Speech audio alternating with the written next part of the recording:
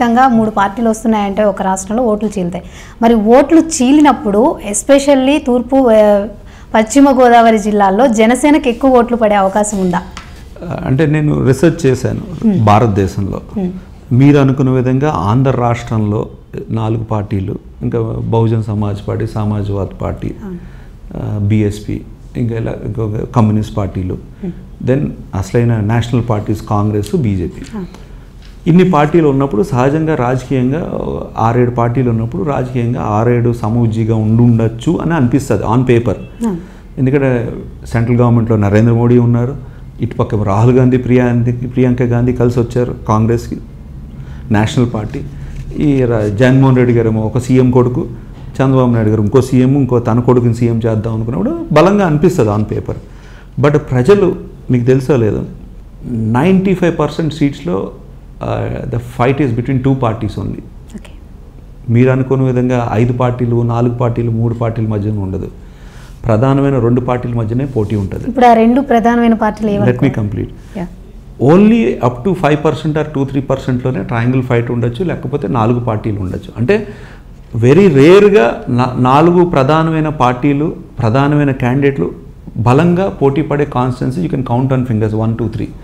అలాగే triangle fight అనేది కూడా very few seats will be there, ప్రధానంగా ఉంటుంది. తెలుగుదేశం బలంగా ఉన్నది ఆంధ్ర రాష్ట్రంలో అనుకుంటే, చంద్రబాబు నాయుడు గారు లోకేష్ గారిని ఎవరైనా ఎమ్మెల్యేని రిజైన్ చేయించి, ఎమ్మెల్యే కంటెస్ట్ చేయించి గెలిపించుకుని మినిస్టర్ చేసేవారు.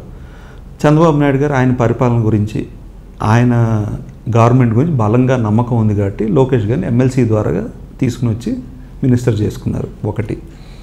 రెండోది, చంద్రబాబు నాయుడు పరిపాలన తెలంగాణ రాష్ట్రంలాగా బంగారు తెలంగాణ, నవ్య ఆంధ్రప్రదేశ్ లాగా అనిపించి ఉంటే చంద్రబాబు నాయుడు గారికి వైసీపీ నుంచి కొని తెచ్చుకున్న 23 ఎమ్మెల్యేలని, 2 ఎంపీలని బై ఎలక్షన్కి వెళ్ళి మళ్ళీ టీడీపీ బీఫామ్ మీద గెలిపించుకునేవారు. సో అది చేయలేదు. మూడో అంశం ఏంటంటే, పోనీ ఎమ్మెల్యేలు ఇవన్నీ అయితే ప్రజాధన దుర్వినియోగం కదా, వేస్ట్ఫుల్ ఎక్స్పెండిచర్. అట్లీస్ట్ 4 మినిస్టర్స్ చేశారు కదా వైసీపీ నుంచి తీసుకొచ్చి. జనరల్లీ ఏంటంటే ఒక బీఫామ్ మీద గెలిచిన వాళ్ళని ఇంకో పార్టీలో కలుపుకోవడం తప్పు, కలుపుకున్న తర్వాత ట్రెజరీ బెంచ్లో కూర్చోవడం తప్పు, కూర్చున్న తర్వాత మినిస్టర్గా ప్రభుత్వం తరఫున సమాధానం చెప్పడం మహా తప్పు, యాంటీ డిఫెక్షన్ లా ప్రకారంగా, మన కాన్స్టిట్యూషన్ పరంగా. ఇవన్నీ వైలేషన్స్ చేసిన చంద్రబాబు నాయుడు గారు ఆ 4 చేత రిజైన్ చేయించి, వాళ్ళు బలమైన నాయకులు కదా వచ్చిన వాళ్ళు. సో బలమైన నాయకులు అయ్యుండుంటే ఆ బలమైన నాయకులే రిజైన్ చేసి నేను తెలుగుదేశం బీఫామ్ మీద గెలిచేవారు. ఆ నాయకులు నిజంగా బలమైన వాళ్ళు కాదు తెలుగుదేశంలోకి వచ్చిన వాళ్ళు. వాళ్ళకి బలహీనతలు ఉన్నాయి కాబట్టి తెలుగుదేశంలోకి వచ్చారు. ఒకటి. చంద్రబాబు నాయుడు బలహీనుడు కాబట్టి, టీడీపీ బలహీనత ఉంది కాబట్టి వాళ్ళతో ఎలక్షన్స్లో వెళ్ళకపోయారు. సో అది తెలుగుదేశం పొజిషన్.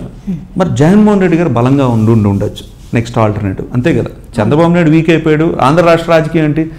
చంద్రబాబు నాయుడు, జగన్. సో చంద్రబాబు నాయుడు ఎంత బలంగా ఉన్నాడో నేను చెప్పాను, ఎంత బలహీనంగా ఉన్నాడో అందరికీ తెలుసు. చంద్రబాబు నాయుడు గారు బాగా తెలుసు మా అందరికన్నా, మీ అందరికన్నా.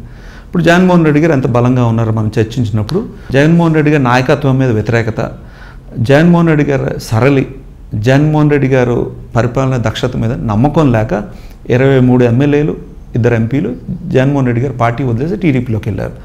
సరే ఆకర్షణకి వెళ్ళారా, వేరే వ్యవహారాల కోసం వెళ్ళారా అన్నా కూడా, అంటే జగన్మోహన్ రెడ్డి గారి పరిపాలన దక్షత ఎంతవరకు ఉందంటే ఆకర్షణని జయించుకోలేంత అంతవరకు ఉందన్నమాట. He's a big leader. ఎంత ఆకర్షణ ఉన్నా కూడా వదిలి వెళ్ళరు, ఇక్కడే ఉంటారు. So is not such big leader where వాళ్ళు వెళ్ళిపోయే వాళ్ళని ఆప్ చేసుకునే స్థితిలో జగన్మోహన్ రెడ్డి గారు లేరు. రెండోది, ఛాలెంజ్ చేశారు నంద్యాల ఎలక్షన్ చంద్రబాబు నాయుడిని. చంద్రబాబు నాయుడు మామూలుగా ఏదో బై ఎలక్షనే కదా, అది వైసీపీ సీటే కదా అని ఊరుకున్నారు. ఛాలెంజ్ చేసి రెఫరెండం అన్నారు. రెఫరెండంలో ఏమైంది? చంద్రబాబు నాయుడు గెలిచాడు, జగన్మోహన్ రెడ్డి ఓడిపోయారు. అంటే తన గెలిచిన సీట్లో నువ్వే ఛాలెంజ్ చేసి నువ్వే రెచ్చగొట్టి ఇంటికి ఓడిపోయావు ఆ రోజు. దెన్ మూడోది ఏంటంటే, లాస్ట్ కపుల్ ఆఫ్ ఇయర్స్ ఈ పోరాట యాత్ర జనంలో తిరుగుదాం, పాదయాత్రలు చేస్తే సీఎం కుర్చీ వస్తుందని చెప్పి బలంగా నమ్ముతున్న జగన్మోహన్ రెడ్డి గారు అసెంబ్లీని వదిలేశారు. ఎప్పుడైతే అసెంబ్లీని వదిలేశారో చంద్రబాబు నాయుడుకి ఫ్రీడమ్ దొరికేసింది. చంద్రబాబు నాయుడు గారు ఎలాంటి గవర్నమెంట్ ఫామ్ నడుపుతున్నారు?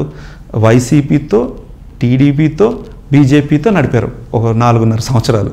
ఆ 3 నెలలు కొంత డిస్కౌంట్ ఏంటంటే బీజేపీ నాయకులు రిజైన్ చేశారు. లేకపోతే టీడీపీ ఎమ్మెల్యేలు ఉన్నారు, బీజేపీ ఎమ్మెల్యేలు ఉన్నారు, వైసీపీ ఎమ్మెల్యేలతో ప్రభుత్వం నడిపిస్తారు చంద్రబాబు నాయుడు గారు. మరి నిలదీయడానికి జగన్మోహన్ రెడ్డి గారు అసెంబ్లీకి వెళ్ళరు. ఎందుకు వెళ్తారంటే మిగతా వాళ్ళు కూడా వెళ్ళిపోతారంట, అది భయం అంట.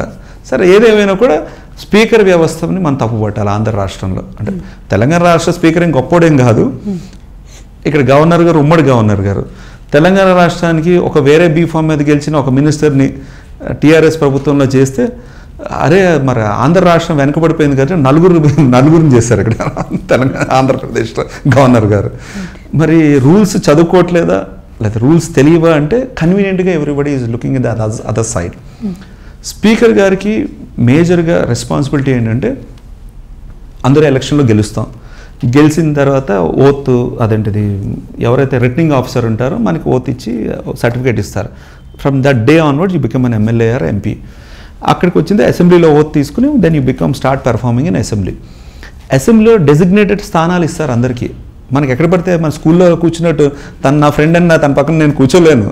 ప్రతి ఎమ్మెల్యేకి ఒక సీనియారిటీ కానీ ఆల్ఫాబెటికల్ ఆర్డర్ ప్రకారంగా మినిస్టర్లు అయితే ఒక పక్క, మినిస్టర్లు కాకపోతే ఒక పక్క, 2-3 సార్లు గెలిస్తే ఒక పక్క, ఇవన్నీ అపోజిషన్ అయితే ఒక పక్క, అదర్ పార్టీస్ అయితే ఒక పక్క, అన్నీ దానికి ఒక ప్రొసీజర్ ఉంది, పుస్తకం ఉంది. పుస్తకం ప్రకారంగా డెసిగ్నేటెడ్ స్థానాలనే కూర్చోవాలి. ఏ రోజైనా అసెంబ్లీలో మాట్లాడేటప్పుడు డెసిగ్నేటెడ్ స్థానం మైక్ నుంచే మాట్లాడాలి.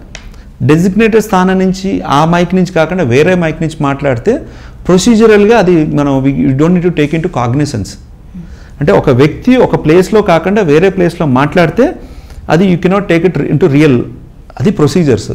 మరి స్పీకర్ గారు పెద్ద కుర్చీలో కూర్చుని ఎదురుండే వైసీపీ వాళ్ళని ట్రెజరీ బెంచ్ మీద కూర్చుని మినిస్టర్లుగా క్వశ్చన్ సమాధానం చెప్పడం.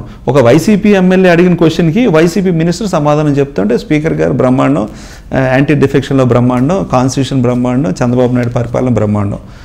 జగన్మోహన్ రెడ్డి గారు ఇంకో ఫెయిల్యూర్ ఏంటంటే తర్వాత ఇంకా వ్యతిరేక ఈ స్పీకర్ పనికిరాడు, చంద్రబాబు నాయుడు పనికిరాడు, రోజు కానీ ఆల్రెడీ 1 year సస్పెండ్ చేశారు, నేను పాదయాత్రకి వెళ్దాం అనుకుంటున్నా, ఈ 4 వెళ్తే ఈ 4 ఎత్తుకుపోతారేమో అని చెప్పి ఏదేమైనా వెళ్ళడం మానేశారు. ఇంకా చంద్రబాబు నాయుడు గారు ఏం చేశారు, ఆ లాస్ట్ 1.5 yearలో ఒకసారి రెజల్యూషన్ పెట్టారు, అసెంబ్లీ స్టేట్ రెజల్యూషన్.